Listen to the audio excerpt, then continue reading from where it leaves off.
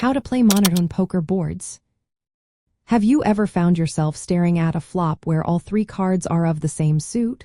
That is what we call a monotone board. Understanding how to play these boards can change your game. Let's break down the key points to keep in mind when you encounter this board texture. First, recognize that a monotone board increases the potential for flushes. When all community cards are of the same suit, it is more likely that someone has a flush or is drawing to one.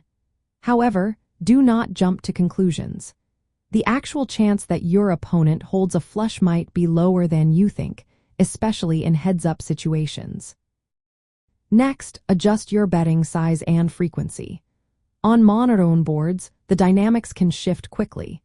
Using smaller bet sizes when continuation betting can help control the pot size.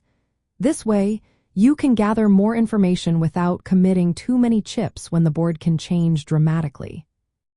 Now, consider the rank of the board and your position. High monotone boards, such as Ace, King, Queen, all of the same suit, give the player with the best flush draw a strong advantage. In these cases, you should be more aggressive with your continuation bets, especially if you are in a favorable position. On the other hand, low monotone boards, like 7-4-2, all of the same suit, are less threatening, allowing for a more cautious approach. Evaluate your hand strength carefully. Strong hands like sets or two pairs can become vulnerable on monotone boards, as they can easily be beaten by flushes. It is wise to control the pot and play cautiously unless you have a flush or a strong flush draw. Positional awareness is also key.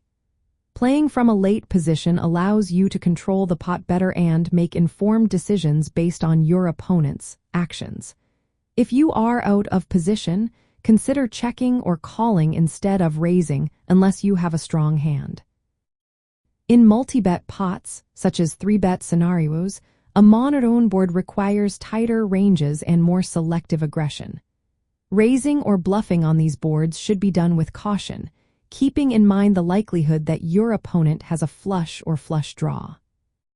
Finally, balance aggression and caution. Monotone boards can blur the line between the two. You want to avoid overcommitting with weaker hands, but also not fold too often and miss out on value when you have a strong hand. To sum it up, playing monotone poker boards involves recognizing the flush potential, adjusting your bet sizes, evaluating hand strength, and using your position wisely.